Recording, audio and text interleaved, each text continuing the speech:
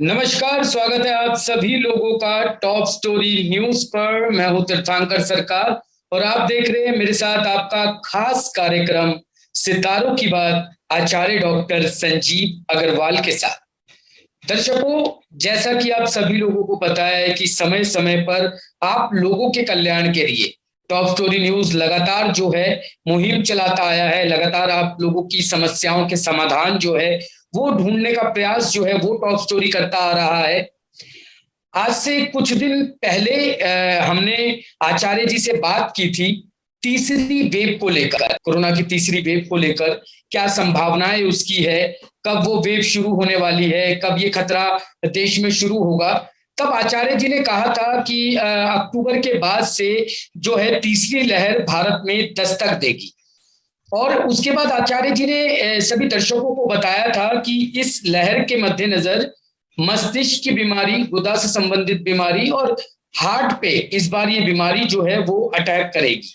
तो इसका ख्याल रखना जो है बहुत जरूरी है। कल से हम कई सारे चैनलों पर और कई सारे एक्सपर्ट के द्वारा ये लगातार देख रहे हैं कि तीसरी लहर जो डेल्टा वन की बात की जा रही है, स्वास्थ्य मिनिस्ट्री की ओर से भी कि डेल्टा वन के सिम्टम्स जो है वो दिखने शुरू हो गए। उसके साथ ही साथ गुजरात, महाराष्ट्र जैसी जगहों पर कुछ नए केसेस ऐसे देखे गए हैं जिसमें गुदा संबंधी बीमारी जो है वो सामने आई है। लगभग 30 के आसपास ये केस जो है वो देखे गए जिसमें एक व्यक्ति की मृत्यु भी हुई है। इस बात की पुष्टि की गई है कि ये गुदा से संबंधित रोग जो है वो भी हो रहा है। जब आप शौच जाते हैं तो उस समय आपको खून निकलने की समस्या जो है, ब्लीडिंग जो है वो भी आपको हो रही है। तो ये जो है इसकी जानकारी कल चैनलों पे हमने देखी। तमाम तरह के चैनल्स इस खबर को जो है सर्कुलेट कर रहे थे, इसको बता रहे थे। जबकि मैं आपको बता दूं कि टॉप स्टोरी न्यूज पर आचार्य संजीव अग्रवाल जी ने बहुत पहले ही इसकी भविष्यवाणी जो है वो कर दी थी कि तीसरी लहर पे कोरोना जो है, कोरोना का जो प्रचंड एक रूप जो है वो देखने को मिलेगा। और साथ ही साथ सेकंड वेव में जिस तरीके से लंग्स पे इसका असर रहा, तो तीसरी वेव पे मस्तिष्क पर और हार्ट पर और साथ ही साथ गुदा पर जो है, गुदा संबंधी बीमारियां जो है वो बढ़ने के चांसेस जो है वो रहेंगे। तो आप देख सकते हैं कि किस तरीके से टॉप स्टोरी न्यूज लगातार जो है आप लोगों को पहले से ही हर चीज के लिए आगाह करता रहा है। आप लोगों की सुरक्षा के लिए आप लोगों को पहले ही सावधानियां बरतने की सलाह जो है वो हमारे यहाँ एक्सपर्ट्स के द्वारा दे दी जाती है। आचार्य जी पहले ही इस चीज की भविष्यवाणी कर देते हैं कि इस बार जो तीसरी लहर आने वाली है उसमें इस अंगों से संबंधित बीमारियां जो है वो आपको हो सकती है और किस तरीके से आपको उसका बचाव करना है। आचार्य जी इसके बारे में भी आपको बताते हैं, उपाय के बारे में भी बताते हैं। आचार्य जी बहुत बहुत धन्यवाद है आपका टॉप स्टोरी न्यूज पर। आपने जो भविष्यवाणी करी आचार्य जी वो साबित हो गई, जबकि इस बात को आप टॉप स्टोरी पर बहुत पहले ही कह चुके हैं। नमस्कार, जय माँ भारती, राम राम दोस्तों। मेरी ड्यूटी है कि मैं टॉप स्टोरी के माध्यम से आप लोगों को वो सच बताऊं जो आप लोगों के साथ घटित होने वाला है। इसके पीछे इस समय सूर्य अपने चरम पे है और मेरी अपनी यह है कि 4 तारीख तक शायद सूर्य चरम पे रहेगा। उसके बाद बरसात आने की उत्तरी भारत पे संभावनाएं हैं। जी दोस्तों, ये जो गुदा रोग आया है इसके वाहक हम खुद हैं। ये बीमारी इसका वाहक नहीं है कि ये उससे आ रही है, डेल्टा प्लस से आ रही है या कुछ और चीज से आ रही है। अब जब आप डॉक्टर के कहने पे रिफाइंड खाना शुरू किया और डॉक्टर ने उसको बाद में कहा कि नहीं रिफाइंड मत खाइए, आपके लिए नुकसानदायक है। आप टाटा बाटा साटा का नमक खाते हैं, डॉक्टर कहते हैं साहब, डॉक्टर ने कहा नहीं आपके लिए जरूरी है। बाद में फिर सेंधा नमक की ओर लोगों का रुझान बढ़ गया। इसी तरह सरसों का तेल की बात करूंगा कि डॉक्टरों ने कहा अब सरसों के तेल ज्यादा बेहतर है और है भी हमारे देश के हिसाब से। इसी प्रकार जो आपने जाड़ों में गरम गरम चीजें खाई उसका प्रभाव तो अब दिखाई देगा ना।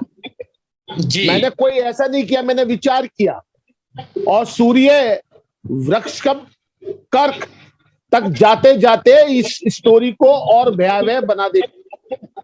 जी। हमारा पेट बहुत सेंसिटिव है। जब हमारे पेट में एसिड और गैस्ट्रिक प्रॉब्लम बनेगी तो कहीं को तो पास होगी, या तो आपको मस्तिष्क आघात होगा या आपको हृदय आघात होगा और दोनों से बच गए तो गुदाहात होगी, गुदाहात होने से ब्लीडिंग होगी। बहरहाल कुछ ना कुछ जो अंदर भरा हुआ है वो बाहर तो निकलेगा। बाहर जी निकलने के बिल्कुल। दो ही साधन है, या तो मुंह है या फिर गुदा है, तीसरी चीज तो बनी नहीं है। कान जी से और नाक से तो मलाएगा नहीं बाहर। तो मेरे दोस्तों, इसको समझने की आवश्यकता है। सूर्य का परम तेज आपके पेट में जमा हुआ गर्म माल, कहीं तो वो रंग दिखाएगा। सूर्य वृषभ में हो, मिथुन में हो, कर्क में हो, तो उसका वेग बहुत ज्यादा होगा। अभी जी नौतपा चल रहा था तो भी लोग बाग बेल और दूसरी चीजों को छोड़ चुके थे, खाली गरम चीजें, गरम मसाला, अदरक और दूसरी चीज खा रहे थे। जी तो उसका प्रभाव शरीर पे कहीं तो आएगा। पहले हम लोग इस मौसम में लस्सी पीते थे, जी बिल्कुल। कहाँ है वो लस्सी? पता है कुछ? लस्सी कहाँ गई? दही हमारे मैदे को ठंडक देती है, लोगों ने डर के मारे दही पीना बंद कर दिया। ऊपर से कार्बन डाइऑक्साइड हमारी नाक के द्वारा हमारे शरीर के अंदर जाने लगी। मास्क लगाने से कार्बन डाइऑक्साइड हमारी आंखों के अंदर चुभन करने लगी, हमारी नाक के माध्यम से हमारे शरीर को वो व्याधि पहुंचा रही है। इसको कोई समझता नहीं है। और पुलिस भी वही करती है जो सरकार कहती है, क्योंकि पुलिस डॉक्टर नहीं है। अब आप सोचिए, यहां से लेके यहां तक का मास्क लगाना और इस नाक के स्पर्श से जो भी इसके अंदर से भाप निकलती है वो आंखों में और हमारे मुंह में चले जाना। हर व्यक्ति जानता है, जो थोड़ा भी जानकार है, कि हमारे मुंह कार्बन डाइऑक्साइड छोड़ता है और ऑक्सीजन लेता है। यदि हम कार्बन ऑक्सीजन का भक्षण खुद ही करेंगे तो क्या होगा? उसका नतीजा वो सामने आने लगा है। सिर्फ इसको महसूस करने की जरूरत है। मैंने महसूस किया तो आप लोगों को बोला। ग्रहों के रूप में मंगल और शनि की दृष्टि 21 जुलाई तक हमारे सामने है। तो मैंने बताया जी था कि 15 अगस्त के बाद किसी और नाम से ये बीमारी फिर हमारे देश के अंदर आ जाएगी। और जी इसके मजेदार बात यह है, इसको लाने वाले भी हम ही लोग हैं। जब आप भीड़ में जाने से परहेज नहीं करेंगे, फिर दोबारा से हाथ मिलाना शुरू कर देंगे, फिर हम सिर से सिर मिला के बात करने लगेंगे, फिर हम एक दूसरे के चम्मचों से खाना खाने लगेंगे, फिर हम अपने स्वाद के चक्कर में होटलों में खाना खाने लगेंगे, तो क्या होगा? बीमारी तो बढ़ेगी। हम इसके वाहक खुद हैं, बिल्कुल। दूसरे को जिम्मेदार नहीं ठहरा सकते। और यही बात मैंने मिस्टर सरकार की मार्फत टॉप स्टोरी को बताई और आप तक गई। आप लोगों ने कितना देखा, आप लोगों ने नहीं देखा, आपने उसको अपने अंदर रखा नहीं रखा, ये आपका काम है। सुबह उठिए, नींबू पानी शहद पीजिए। एक कप जो चाय पीने वाले हैं वो चाय भी पी सकते हैं उसके आधे घंटे बाद। उसके बाद नाश्ते में दही के साथ कलेवा करें, नाश्ता करें आप दही के साथ, आपको निश्चित तौर से आराम होगा। दही ठंडी मत लीजिए, दही रूम टेम्परेचर जैसी लीजिए। बर्फ का परहेज रखिए, घड़े का और सुराही का पानी पीजिए। एसी में अगर मौका मिलता है तो 18, 20, 22 टेम्परेचर के ऊपर जाके 23, 24 टेम्परेचर पे एसी चला के कमरे में बैठिए। अगर घर से बाहर निकलते हैं तो सिर ढक के निकलिए। मुंह के अंदर मुंह ढकते हैं तो नाक को बाहर निकाल लीजिए, निश्चित तौर से आपको लाभ होगा। और आप यदि चश्मा नहीं भी लगाते हैं तो इस समय आंखों को बचाने के लिए चश्मा भी लगा के निकलिए, आप निश्चित तौर से ठीक रहेंगे। ये मौसम गीला कपड़ा लेके निकलने जी का नहीं है, इसको अच्छी तरह समझ लीजिए। आपको अगर ब्रेन की प्रॉब्लम आ रही है, आपको हार्ट की प्रॉब्लम आ रही है, तो आपकी खाई भी गर्म चीजों के द्वारा आ रही है।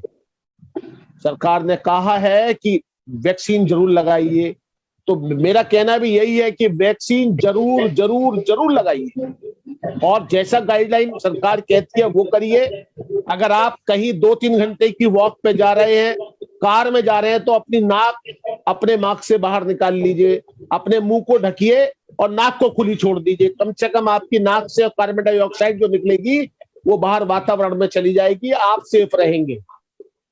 चश्मा इसलिए मैंने कहा कि ये जो इस समय की तपन है ये आंखों के लिए बहुत नुकसानदायक है, खासकर बच्चों के लिए।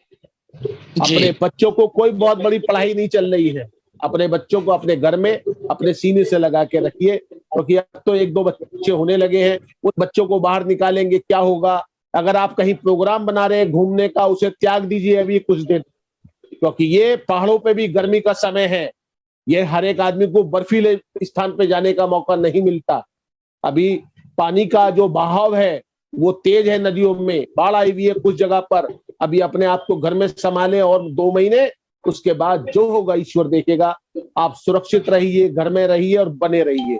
मेरी यही आप लोगों से प्रार्थना है कि आप यदि अपने घर में हैं, भीड़ से थोड़ा दूर हैं, तो आप निश्चित तौर से हर बीमारी से बचे रहेंगे।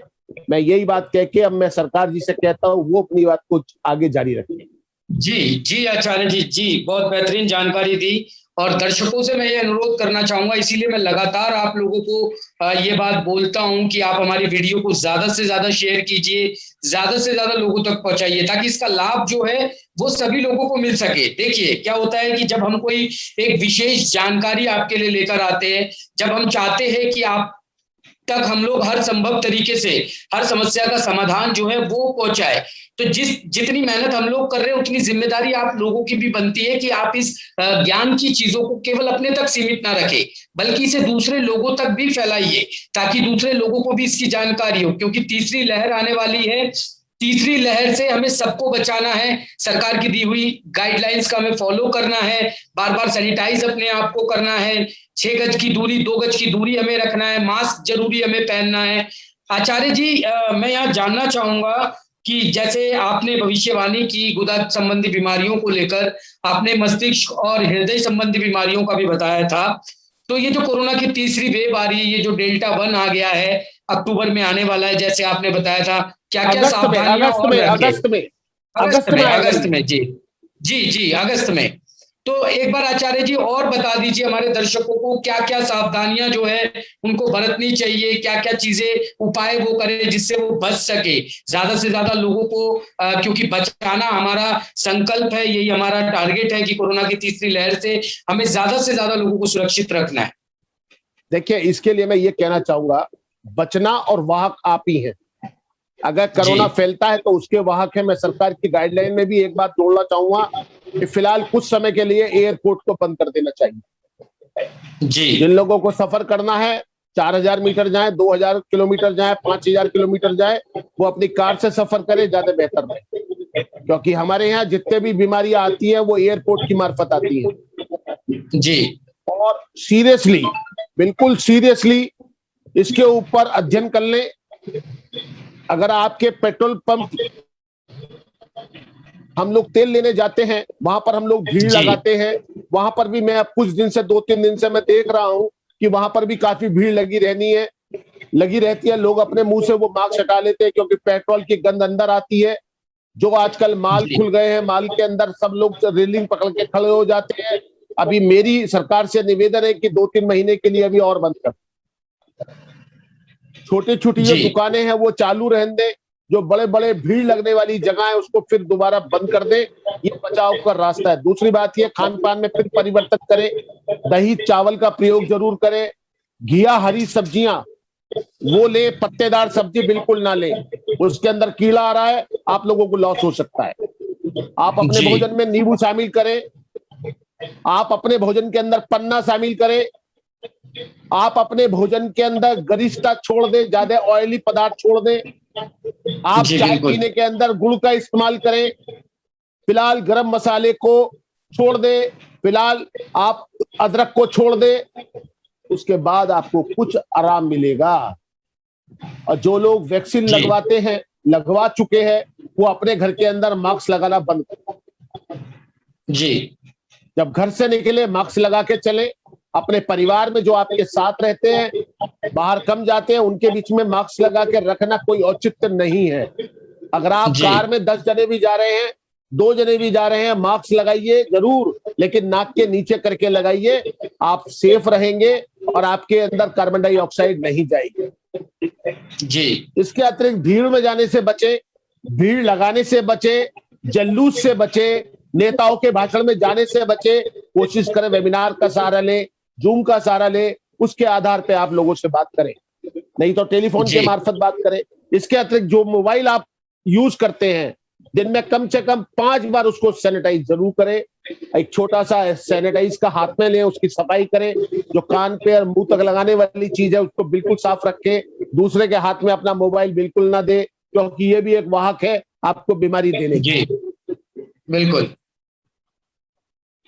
बिल्कुल आचार्य जी, बहुत बेहतरीन जानकारी आपने दी यहाँ दर्शकों को। दर्शकों से मेरा अनुरोध है कि ऐसे ही आप जो है हमारे वीडियोस को देखते रहे, हमारे वीडियोस को ज्यादा से ज्यादा शेयर करते रहे, और ऐसे ही हमारी कोशिश बनी रहेगी कि हम आचार्य जी से आपको आपकी समस्याओं के जो है समाधान लेके आप तक पहुंचाते रहे। आचार्य जी लगातार जो है इस कोरोना काल में और आप लोगों को जो है बेहतर से बेहतर समाधान, बेहतर से बेहतर भविष्यवाणी और बेहतर से बेहतर जानकारी जो है वो आप लोगों तक पहुंचा रहे हैं टॉप स्टोरी न्यूज के जरिए। और टॉप स्टोरी न्यूज लगातार कोशिश कर रहा है कि आप लोगों को इस महामारी से जो है हम लोग बचा सके, आपकी सुरक्षा कर सके, क्योंकि जैसे आचार्य जी ने कहा इस बीमारी के वाहक आप स्वयं हैं, तो आपको सभी गाइडलाइंस का पूर्ण रूप से जो है पालन करना चाहिए। आपकी अगर कोई समस्या है तो समस्या का समाधान पाने के लिए नीचे दिए गए नंबर्स पर आप हमें फोन कर कर अपनी समस्याएं बता सकते हैं। आचार्य जी वक्त तो चला है अब राशिफल का। मैं आपसे अनुरोध करूंगा कि एक बार दर्शकों को उनका आज का भविष्य फल बता दे, कैसा रहने वाला है आज का दिन उनका। आज का दिन है 30 जून 2021, आषाढ़ मास कृष्ण पक्ष की उदय तिथि छठी, और बुधवार का दिन है। आज छठी तिथि दोपहर 1:28 तक रहेगी। उसके बाद सप्तमी शुरू हो जाएगी। दोपहर 11:15 तक आयुष्मान योग रहेगा। उसके बाद सौभाग्य योग शुरू हो जाएगा। साथ ही देर रात 2:03 तक पूर्वा भाद्रवा नक्षत्र रहेगा, यानी कि चंद्रमा पूर्वा भाद्रवा नक्षत्र में रहेगा। और दोपहर 1:18 से देर रात 1:39 तक पृथ्वी लोक की भद्रा रहेगी। शुभ काम आज के दिन ना करें, बेहतर होगा। आते हैं आपके मेष राशि पर। दोस्तों आज मेष राशि स्वामी हमेशा की तरह मंगल है। आपका मन आनंदित रहेगा। इस राशि के जो लोग कपड़े का बिजनेस करते हैं, जो लोग बिजली का बिजनेस करते हैं, व्यापार करते हैं, उन लोगों को लाभ की उम्मीद ज्यादा है। लंबे समय से चली आ रही स्वास्थ्य संबंधी परेशानी का अंत होगा। जो लोग इंजीनियरिंग कर रहे हैं और कंपनी में जॉब के लिए अप्लाई कर रहे हैं, उनको आज जॉब का कॉल आ सकता है। आप कुछ धार्मिक कृतक भी कर सकते हैं जिससे आपको लाभ होगा। आपकी आर्थिक स्थिति आज मजबूत होने का दिन है। वृषभ राशि जिसका स्वामी शुक्र है, आप चिंता मुक्त रहेंगे। इस राशि के लोग जो जूतों का बिजनेस करते हैं, उनका बिजनेस विस्तार हो सकता है। जो छात्र कॉमर्स फील्ड के अंदर है, उनको नया सीखने का मौका मिलेगा।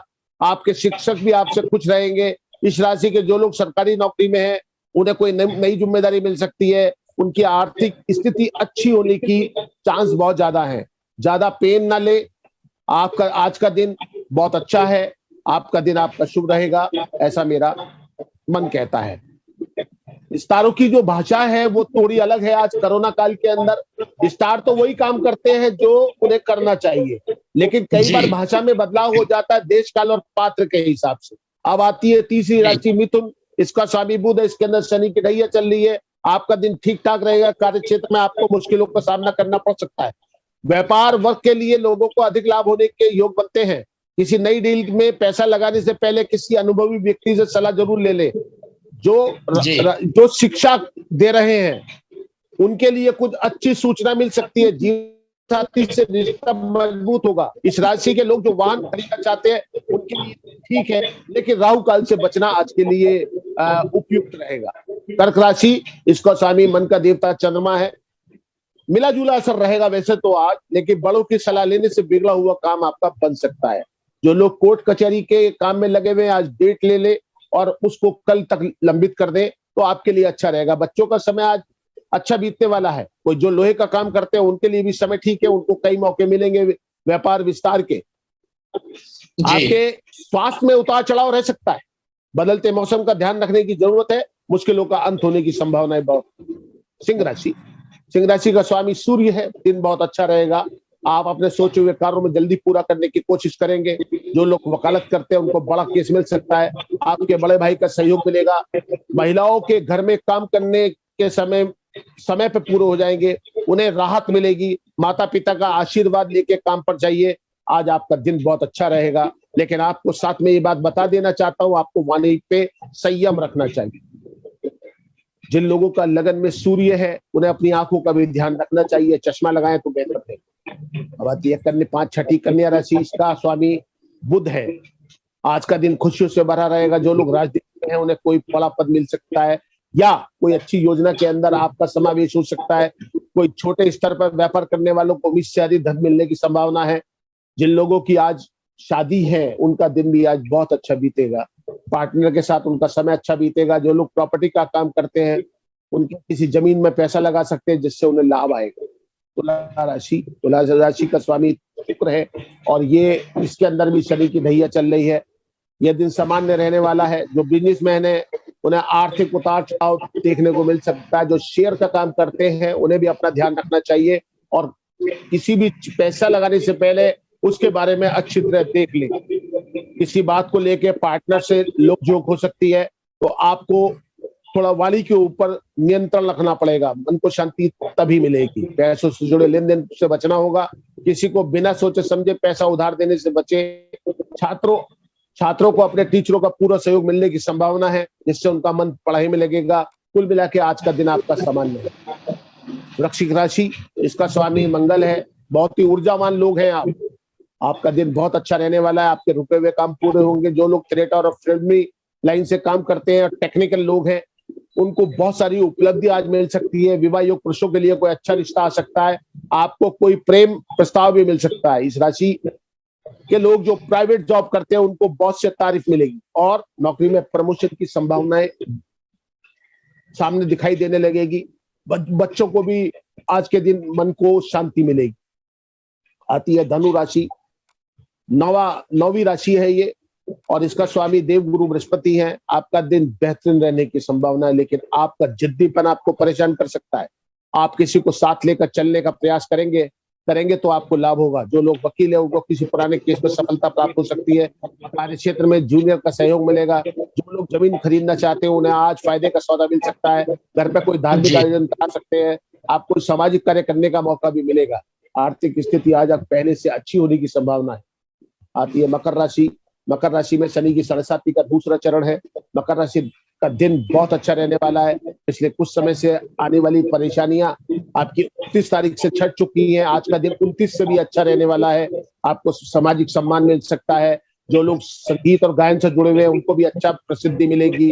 उन्हें म्यूजिक कंपनी से ऑफर मिल सकते हैं। जो नया व्यापार शुरू करना चाहते हैं आज वो नया व्यापार शुरू कर सकते हैं। उन्हें सफलता प्राप्त होगी। अब आती है कुंभ राशि। ये 11वीं राशि है। इसका स्वामी शनि है और इसके अंदर भी शनि की 7.5 24/1/2020 से शुरू हो चुकी है। आपका दिन अच्छा रहने वाला है। पूरे दिन प्रसन्नता बनी रहेगी। जो लोग सरकारी नौकरी कर रहे हैं उन्हें ऑफिस में सहयोग मिलेगा। प्रॉपर्टी के कारोबार से जुड़े हुए लोगों को देखभाल के धन लगाना चाहिए। अगर आपके कहीं प्रेम प्रसंग चल रहे हैं तो वहां से आपके विवाह की बात बन सकती है। जो लोग नौकरी की तलाश कर रहे हैं उन्हें आज नौकरी के लिए एक अच्छा प्लेटफॉर्म मिलेगा। साथ में आपको कोई उपहार भी मिल सकता है। आपको आज जरूरतमंदों की मदद जरूर करनी चाहिए। उससे आपका मन, आपका आत्मा, उसको बहुत शांति मिलेगी। 12वीं राशि जो अंतिम राशि है वो मीन है। इसके स्वामी भी देवगुरु बृहस्पति है। आज का दिन आपका ठीक ठाक रहने वाला है। जो लोग लेखन से जुड़े हैं उनके विचारों का सम्मान होगा। आपकी लेखनी की तारीफ होगी। सोशल मीडिया पर एक्टिव रहना आपके लिए फायदेमंद साबित रहेगा। किसी पुराने दोस्त से मुलाकात हो सकती है। सामाजिक संगठन से जुड़े लोगों को समाज में उनके पद और प्रतिष्ठा के अंदर तरक्की मिलेगी। पारिवारिक जीवन सुखी रहेगा। आपको अपनी पत्नी का सहयोग मिलेगा, लेकिन आपको अपनी पत्नी का सम्मान करना चाहिए। उससे आपका मन प्रफुल्लित रहेगा। रोजगार की प्राप्ति की संभावना है। ये आज आपकी 12 राशि है। दोस्तों, मैंने राशि आपको जरूर बताई है, लेकिन आप समझ लीजिए 135 करोड़ लोगों पे 12 राशियां, हर आदमी के ऊपर कितनी स्टिक बैठती है इसका आकलन आप खुद करिए। आपको अपने पड़ोस, अगर आप वास्तव में परेशान हैं तो अपने पड़ोस के अंदर कोई ज्योतिष आपके पास हो अच्छा सिद्ध, उसके पास आप जाइए। आपकी परेशानी का समाधान वहां हो सकता है। ज्योतिष एक ऐसी विद्या है जो ज्योतिष के साथ साथ मनोवैज्ञानिक।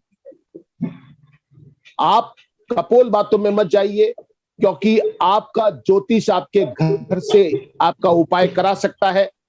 आपकी माता पिता, आपके भाई, आपकी बहन, आपकी पत्नी, आपके नौकर, ये सारे नवग्रह के बस में हैं। आपके घर के वास्तु 45% तक स्टारों की भाषा के आधार पे अपना कार्य करते हैं। आप किसी मिसगाइड ना हो। अपने को सुरक्षित रखें, सरकारी गाइडलाइन का पालन करें, सुरक्षित रहे, समृद्ध रहे, भारत माता का सम्मान करते रहे। इसी बात के साथ मैं अपनी बात को विराम देता हूं और साथ में टॉप स्टोरी के जो संयोजक हैं, जो मालिक हैं, उनका भी धन्यवाद देता हूं कि वो हमेशा आप लोगों के लिए वो ज्ञान परोसते हैं जिसके आप हकदार हैं। आप किसी की कपोल बातों में ना आए।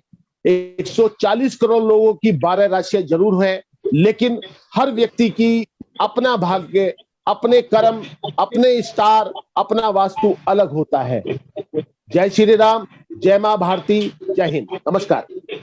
जी जी आचार्य जी, बहुत बहुत धन्यवाद आपका आज हमारे दर्शकों को उनका भविष्य फल बताने के लिए, और साथ ही साथ इतनी सटीक तरीके से आने वाले समय की भविष्यवाणी भी करने के लिए। दर्शकों से मेरा अनुरोध है कि आप हमारे चैनल को सब्सक्राइब कीजिए, हमारे फेसबुक पेज को लाइक कीजिए, ताकि आपको समय रहते जो है चीजों के बारे में जानकारी मिल सके, अपनी समस्याओं के समाधान मिल सके।